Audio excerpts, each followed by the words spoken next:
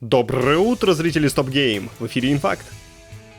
Новая гача от Hoyoverse The Endless Zone Zero только что вышла, но уже достигла некоторых успехов. Люди играют, деньги заносят. Если конкретно, то после релиза игра взяла планку в 50 миллионов скачиваний. В честь этого события всем геймерам отсыпят 1600 полихромов, местную премиальную валюту для персонажей и оружия. В студии подчеркнули, что многое в экшен-RPG еще предстоит улучшать и оптимизировать, поэтому команда будет рада обратной связи. Также Hoyoverse начала работу над облачной версией The Endless Zone Zero, чтобы вы могли даже со своей микроволновки погонять в аниме. Но самое интересное, сколько The Endless Zone заработала? Много или очень много? Ответ есть. В первые сутки объем донатов составил около 4 миллионов долларов. И это только на мобильных устройствах. Данные привел портал App2Top со ссылкой на аналитический сервис AppMagic. Правда, в плане стартовой выручки The Endless Zone Zero все-таки отстает от других продуктов Hoyoverse. Например, в первый день мобильная версия Genshin Impact принесла 4,6 миллиона долларов, а Honkai Star Rail и того больше — 8,3 миллиона баксов. Активнее всего в The Endless Zone Zero сорили деньгами жителей Китая, ниже оказались Япония и США. The Endless Zone Zero также доступна на ПК и PlayStation 5 с текстовым переводом на русский язык.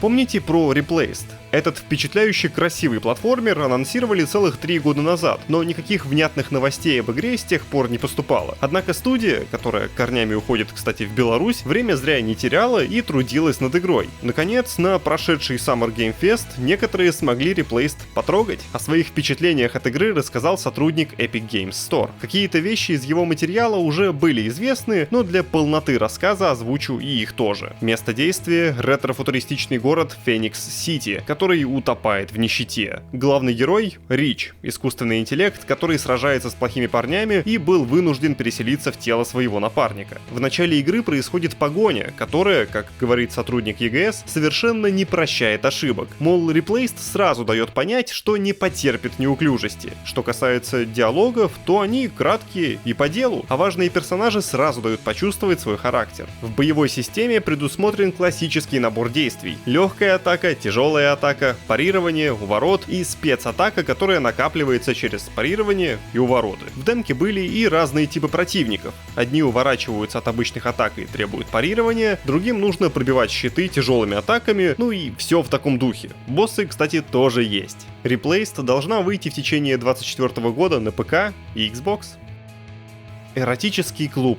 Так называется новая услуга от японских предпринимателей. Вы платите деньги, а взамен получаете девушку, которая томно разговаривает с вами во время каток. Эту услугу предлагали игрокам в Overwatch, но лавочку быстро забанили. Впрочем, на месте этого клуба тут же появился точно такой же, только для Apex Legends. Как пишут очевидцы, предприятие называлось Overwatch Hostess Club. Его основа располагалась в бывшем Твиттере, а в качестве образца для подражания взяли хостес-клубы из Японии. Там не предлагают особо ничего 18+, но за посетителями ухаживают особо внимательные и учтивые девушки, которые охотно поддерживают беседу и создают расслабленную атмосферу. Виртуальная версия хостес-клуба Overwatch позволяла играть в мультиплеер под флирт, спать вместе с голосом в чате, в смысле буквально спать, сны смотреть, отдыхать, и брать уроки по игре у девушки. Имеется вариант, который машинный переводчик переводит так: для случаев, когда два парня играют в игру и хотят девушку между ними. Если судить по расценкам сервиса для Apex, то 30 минут в хостес-клубе стоит 1500 нян. Если имеются в виду иены, то это примерно $10. Похоже, хостес-клуб Overwatch забанили в Твиттере очень быстро, вероятно из-за того, что он нарушает правила использования продукции Blizzard. А вот хостес-клуб Apex Legends, запущенный 3 июля, еще живет и на момент написания новости набрал почти 2000 подписчиков. В комментариях шутят, что раз речь об Apex, то бана не произойдет. Заинтересованные сервисом могут перейти на наш сайт и послушать примеры услуг клуба прямо в заметке с новостью. Ubisoft самая уверенная в себе компания, потому что после всех скандалов и разборок из-за NFT компания все еще в эту штуку верит и хочет ее куда-нибудь кому-нибудь присунуть. Вот на днях Ubisoft заключила соглашение о партнерстве с блокчейн-фирмой Double Jump Tokyo для поддержки Champions Tactics Grimoire Chronicles. Трейлер игры у вас на экране. Как и гласит пресс-релиз, Double Jump Tokyo обеспечит игре Web3 интеграцию и выступит в качестве ключевого партнера по маркетингу в Азии. По словам словам руководителя отдела Web3 в Ubisoft Дидье Женевуа, компания всегда находится в поиске новых партнеров, чтобы поднять индустрию развлечений на новый уровень. Вместе с Double Jump Tokyo французы надеются создать высококачественный и увлекательный геймплей для Champions Tactics с использованием технологии блокчейна. Кроме того, стороны рассчитывают ускорить распространение Web3 игр во всем мире. Champions Tactics Grimoire Chronicles не просто игра Ubisoft, кстати. Это как раз первая блокчейн-игра от французов. Она представляет собой экспериментальную тактическую PvP-RPG для ПК, в которой необходимо собрать команду чемпионов, сражаться с отрядами других геймеров и раскрывать тайны загадочного мира Гримории. Релиз запланирован на 2024 год. Давайте в комментариях дружно объясним дядям из Ubisoft, почему стоит завязывать с продвижением, очевидно, ненужной технологии в рот игрокам. Но даже если они в комменты не заглянут, хоть почитаю, что вы думаете об NFT в играх. Atomic Heart готовится к третьему дополнению. Масштабная реклама нового DLC началась с пары скриншотов. Вот они. Ну это восторг какой-то? Или как звучала эта реплика? К скриншотам прилагается сообщение от разработчиков. Друзья, мы усердно работаем над DLC номер 3, чтобы продолжить историю и подарить вам новые впечатления. Как только будем готовы, обязательно начнем делиться более подробной информацией, в том числе и про дату релиза. Спасибо за ваше терпение и поддержку. И самое главное, попробуйте угадать, кого еще вы сможете повстречать под водой. Всего авторы планируют выпустить 4 DLC, пока вышли 2: Инстинкт Истребления и Узник Лимба.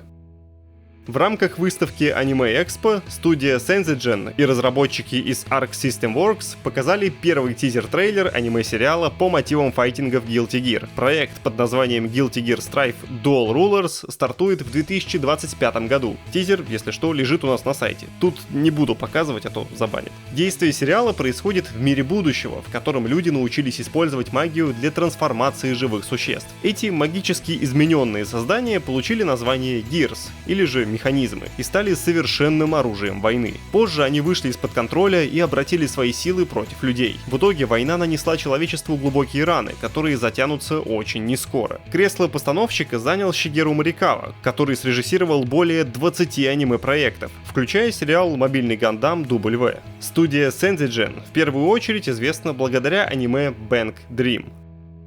Компания Netflix занималась сериалом по Horizon Zero Dawn, а потом, кажется, перестала. Почему? Никому не сказала. Если верить инсайдеру Джеффу Грабу, сериал оказался заморожен, возможно, из-за проблем со сценарием. В детали Граб вдаваться не стал, но уточнил, что не знает, как именно все устроено в Голливуде. Поэтому он не в силах точно сказать, мог ли посредственный сценарий повлиять на решение управленцев стриминга. Напомню, что к экранизации Horizon для малых экранов был прикреплен шоураннер Академии Umbrella Стив Блэкман. Его обвинили в токсичном поведении, издевательствах, неприемлемых комментариях и другом, однако сам Блэкман все отрицает. До сих пор не совсем ясно, погиб ли сериал в зародыше или он продолжит развиваться под крылом другого шоураннера. А сайт stopgame.ru замечательно развивается под крылом...